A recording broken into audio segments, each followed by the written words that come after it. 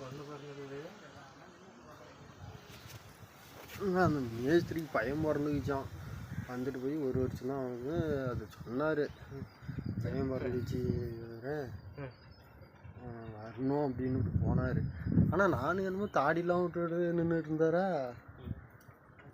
என்னன்னா பிடிக்கிற ஏதோ இப்போ பிரச்சனையில் இப்போ பிடிக்கிறாராடுங்குது அப்படின்னு இருந்தேன் நான். அப்புறம் சொன்னார், பரவாயில்ல அங்கே வந்துட்டு வந்து ஒரே மாதிரி தானே வந்தாங்க.